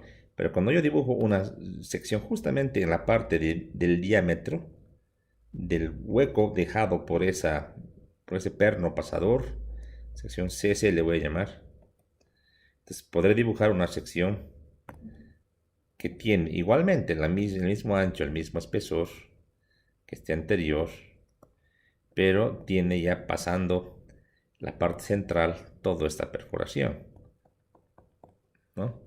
Entonces aquí hablamos de un ancho neto. Hablamos de un ancho neto.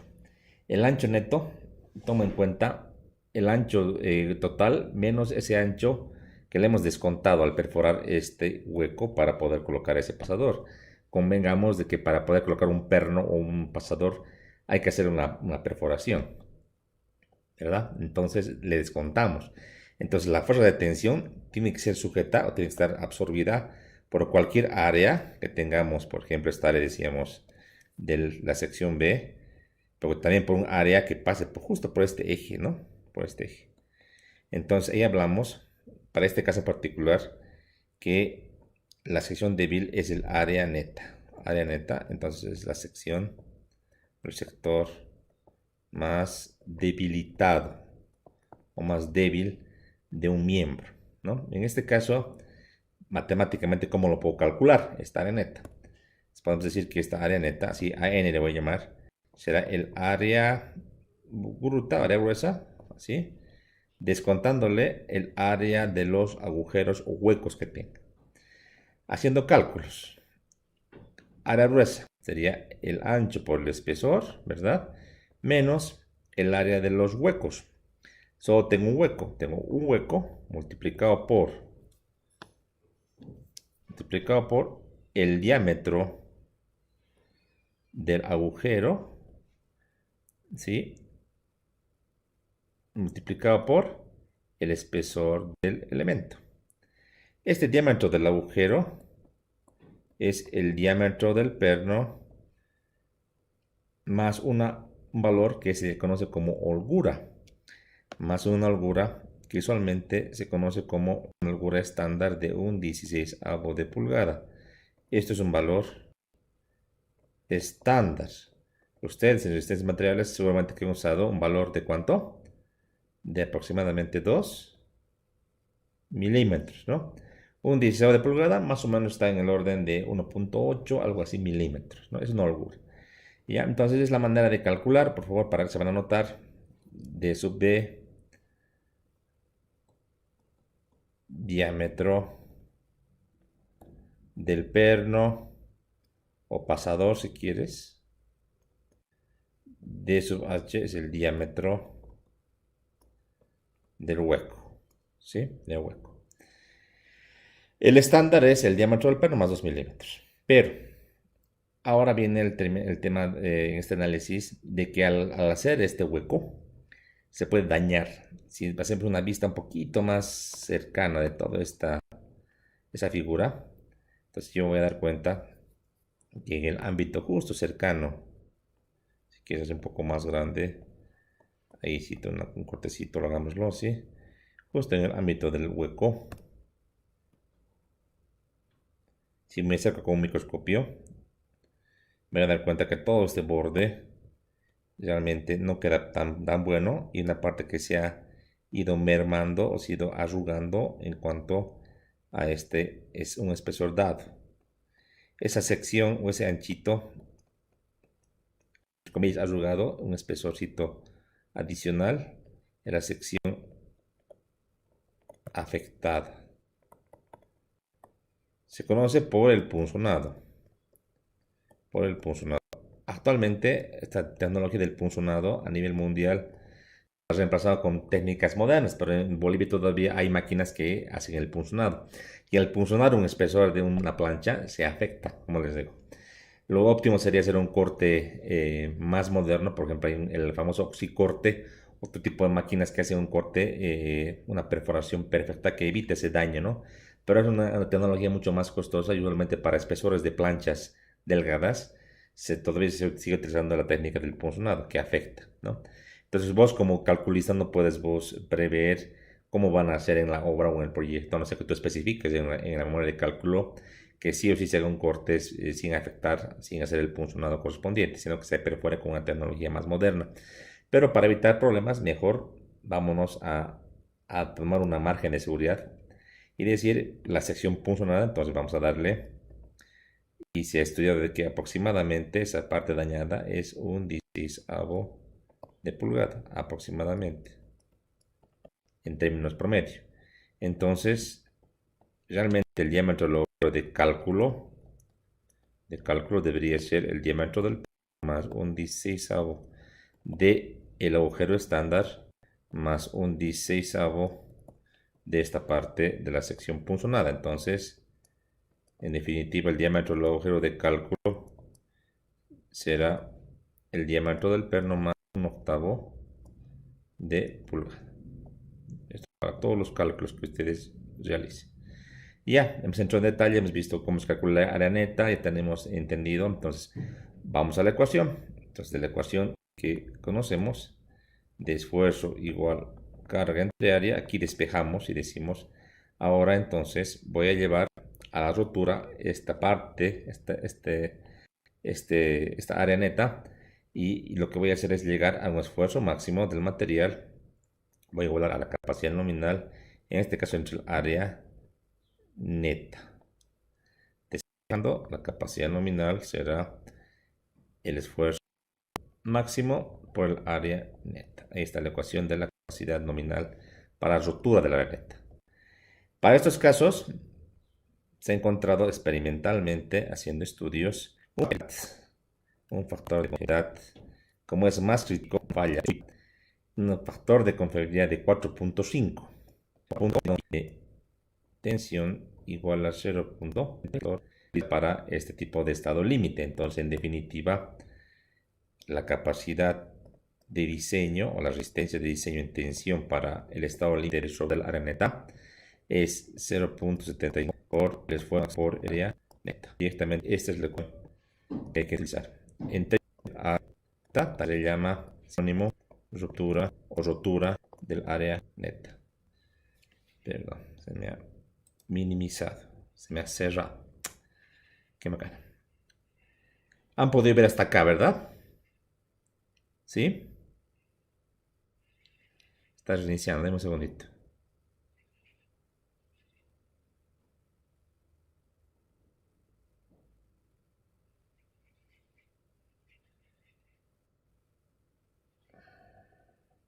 Sí, genio.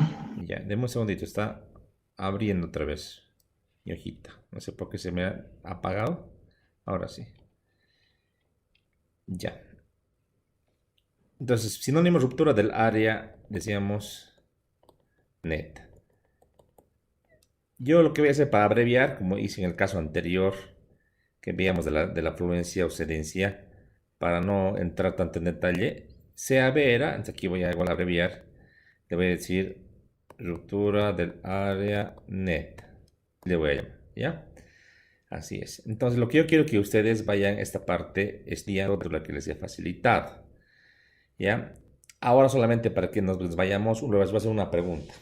¿Por qué motivo es rotura o fractura he elegido, le voy a marcar aquí, he elegido el phi de 0.75? ¿Por qué motivo? No me deja marcar. Un segundo, voy a buscar otro colorcito visible. Poco me deja. Ya, entonces nada más con un textito. ¿Por qué motivo he elegido este valor de 0.75? Rotura. No, el valor de FU, perdón, FU en rotura. Y he elegido para la fluencia o cedencia el valor de FY. Si voy a la curva tensión de formación, digamos que esta curva estoy usando para lo que es densidad bruta y el valor para altura área net. ¿Alguien nos puede explicar? A ver, voy a sacar el curso. Por favor, al universitario, al estudiante.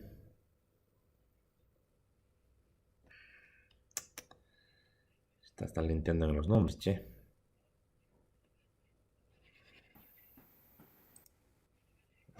Bueno, Menos cosas, pues tú sería eres, por lo que es el tú eres, tipo de falla, puesto que diferencia ya implica que el segundo. Hola, ¿me escuchan, no, ingeniero? Te escucho, sí, te escucho. Ya. Tú ya tienes experiencia pues, en esto. Tú ya soy mi alumno. Pero yo les digo, así en facilito. ¿Por qué creen que manejamos FU para uno y FY para otro? ¿Cuál será el motivo? ¿Cuál será el motivo?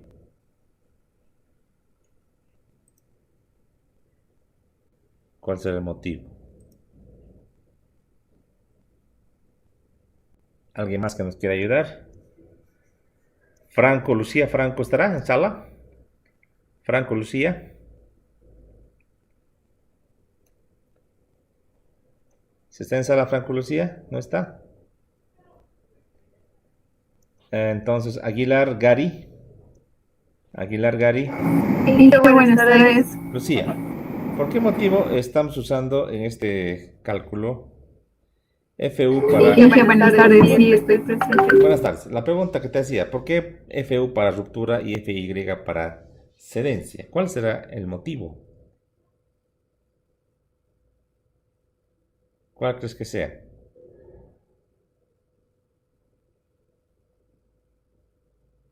Lucía, ¿cuál es el motivo?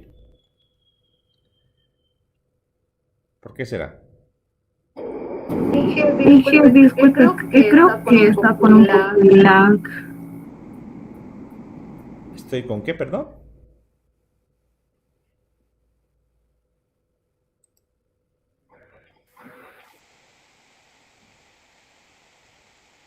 Ahora, ¿puedes ver la pantalla? ¿Se puede ver? ¿Se puede ver ahora?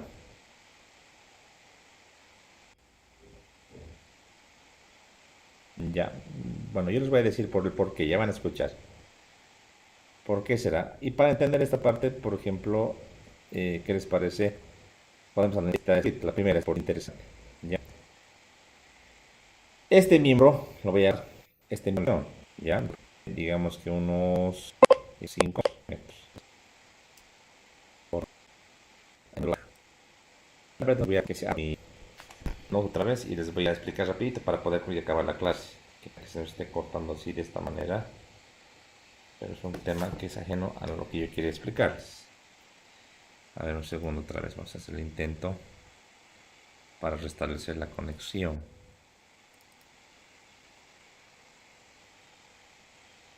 A ver ahora. No nos deja avanzar esto. Ay, Dios mío.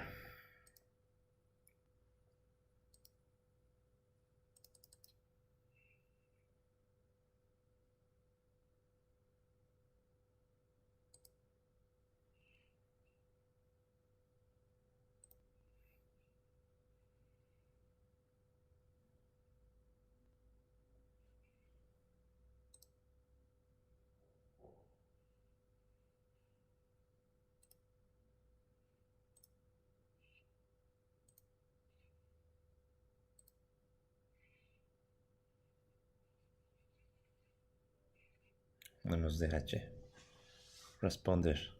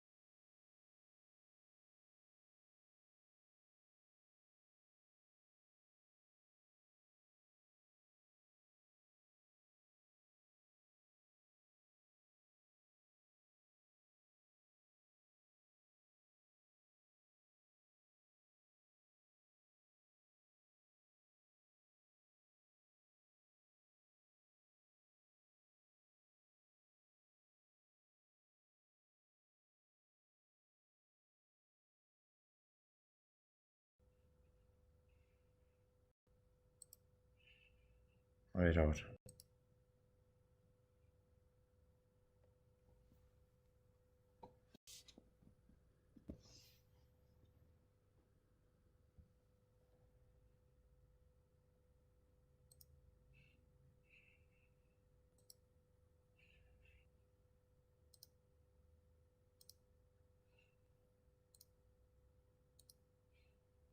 A ver ahora. Que me cancha. Vamos a trabajar esto.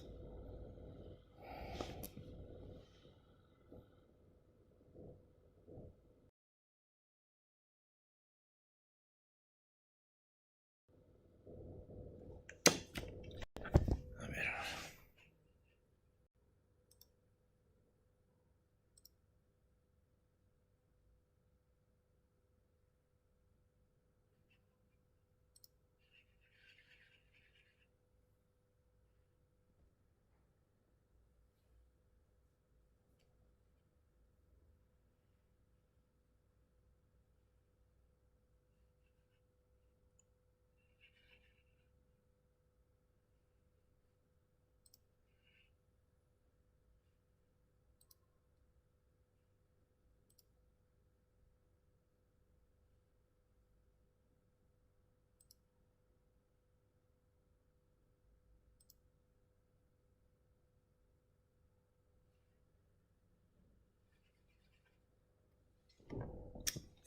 macana, che. No me deja.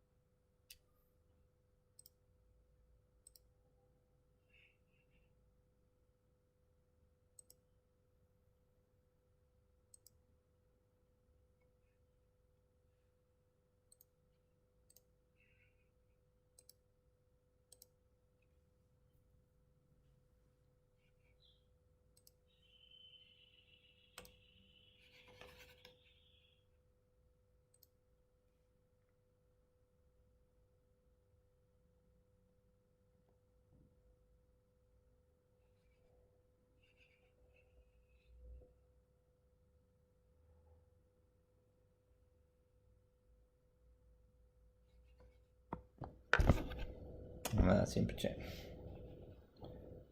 Qué macana.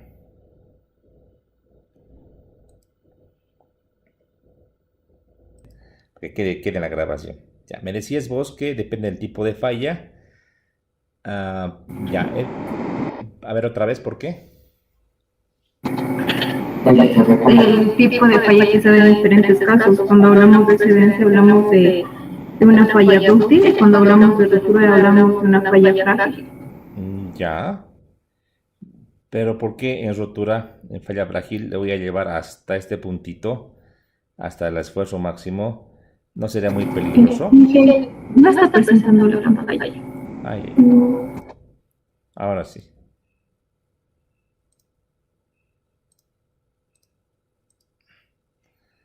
Ahora sí, se puede ver, ¿no? Ahora sí, ¿no? Sí, ahora sí. Ya. Mira, no es tan consistente lo que tú me estás diciendo ahorita. ¿Por qué motivo? Si solo nos fijamos en el tipo de falla y en el material, si te das cuenta, pensar y decir, voy a hacer con este valor de FU lo que sería una falla frágil y voy a hacer con este valor que está aquí FY una falla dúctil, no sería tan consistente, en entendido de que obviamente con un valor de FY, si lo utilizaré también para la rotura, tendría un valor, una sección transversal más grande, estaría yendo por el lado de la seguridad. Pero al usar FU para la rotura estoy encontrando una sección más pequeñita, más económica, pero más tendiente a una falla.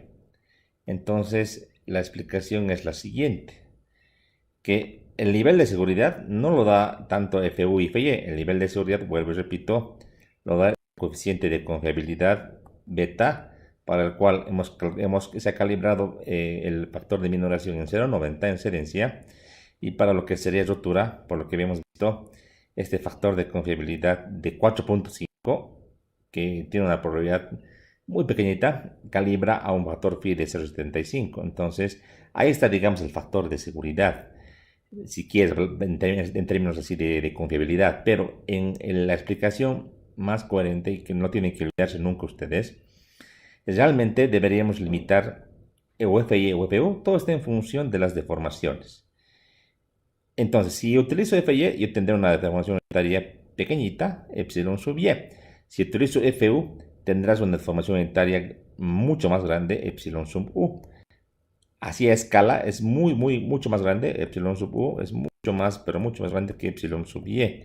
¿Ya? Y eso van a ver con los puntos que he recabado de los ensayos que han hecho ustedes el día anterior. Entonces, ¿qué quiero decir con esto? Hay que fijarse en el tipo de estructura, pues. Yo les decía, por ejemplo, este miembro está en tensión. Si le vamos a colocar una longitud aproximadamente, digamos, como de unos 5 metros, podría ser así, o un poquito más. Notar que el miembro en todo su tramo, en todo lo que estoy aquí achurando, puede fallar a fluencia, a adherencia, ¿no? En ninguna parte que está acá es un área crítica, en ninguna parte. El área crítica recién está por aquí, está justamente al nivel de la conexión de aquí arriba o de aquí abajo. Voy a abstraer, digamos, la conexión de aquí abajo. Entonces podría tener lo siguiente. Podría decir, tengo una columna como esta, con un perfil en forma de I, ¿qué te parece? Así, y sacar una diagonal, voy a ver con color blanco, una diagonal de esta manera, con un perfil cualquiera, digamos un angular, ¿ya? Para poder conectar esos dos elementos voy a usar una planchita, una plaquita para unir, una plaquita de unión. Aquí tendré pues los dos pernitos, los que me salga 3, 4. En términos de distancia, si esto eran 5 metros, yo aquí tengo no más, te podría decir, de unos 15, 20 centímetros. Entonces eso marca la diferencia. Entonces aquí tendremos una longitud de centímetros, será pues 20 a 30 centímetros, será pues exageradamente comparando a los 5 metros que tenía acá, que esto es 500 centímetros. Entonces, todo esto en función de la longitud. Si veo en términos de deformación unitaria, claro, son valores adimensionales, son chiquititos, ¿no ven? 0.012 contra 0.12 o 0.125. Pero si lo veo en términos de centímetros, al multiplicar esa deformación unitaria por este alargamiento, no se van a olvidar que epsilon es siempre delta L entre L, ¿no? Entonces yo puedo medir, decir, y delta L está muy vinculado a este epsilon multiplicado por la longitud original. Si yo puedo usar aquí epsilon sub y o epsilon sub u. Obviamente si yo uso el sub u, la deformación va a ser mucho más grande que si uso epsilon sub y, ¿verdad? Entonces en 5 metros no puedo permitir pues que mi elemento se deforme mucho, porque va a ser notorio, además va a afectar al resto. Si se deforma mucho los 5 metros, si se alarga mucho, si se vuelve por ejemplo 5,20, 5,30, ya la forma de esta estructura, esta distancia que está acá, esta distancia que está acá, que es definido, se va a afectar por este alargamiento, ¿verdad? Como también se va a afectar todas las partes que estén conectadas, ya sean los muros, ya sean los paneles, los vidrios. Entonces hay que limitar la deformación de los miembros porque su longitud es apreciable, mientras que la longitud de las conexiones, por lo general, hablamos de valores muy pequeñitos. Entonces por ese motivo que acá puedo yo llegar a epsilon sub u, pero en los tramos no puedo llegar a epsilon sub, tengo que llegar máximo a epsilon sub y. Es la explicación. Vale decir, el material como tal, yo podría aprovechar el material y llegar a epsilon sub u en todos los tipos de cálculos, inclusive para lo que sería el tramo, o sea, el miembro como tal, sin conexión. Pero me limita la deformación. Si uso FU para lo que sería el tramo, tendré deformaciones muy grandes que no van a ser admisibles y van a afectar a la estructura como tal, como también a la parte no estructural. Por ese motivo, siempre para los miembros utilizamos FY, y ahí viene la adherencia del área bruta en los miembros. Y para las conexiones o áreas netas reducidas, siempre para las conexiones utilizaremos FU. Pues ese es el motivo, no tanto el tipo de falla. El tipo de falla y su seguridad está calibrado con el coeficiente de confiabilidad que te da el factor phi. Entonces, usar uno u otro siempre está casado con el tema de la deformación. Yo les digo, en términos generales, todas las conexiones se lo lleva siempre al límite AFU, con escasas excepciones. Y todo lo que es miembro o tramo, manejaremos siempre el valor de FY, como bien. Ahí está, entonces esa es la explicación que les quería dar. A mayor detalle pueden ver también los libros que les he facilitado. Ya la clase siguiente vamos a dedicarnos directamente a hacer aplicaciones prácticas, aplicando las dos ecuaciones y principios a diferentes tipos de estructuras. Vamos a, por ejemplo, modelar nuestra torrecita y vamos a sacar de ahí los valores, los elementos que están en tensión y vamos a calcular. Realmente vamos a ver si es que se da con un perfil angular, con un perfil tubular, con una planchita. Vamos a ver cómo se diseña, cómo se dimensiona, ¿ya? Entonces, toda esta clase del día de hoy, juntamente con el video, se los voy a subir más adelante. ¿Alguna pregunta de esta explicación que acabo de dar? acerca de FU y FY, o quedó claro. ¿Se entiende? Sí, se entiende. La parte más importante, la parte conceptual. Lo otro es cálculo, entonces hay que venirse ya listos para calcular. ¿Ya? Entonces nos vemos la clase del día miércoles. Muchísimas gracias. Hasta luego.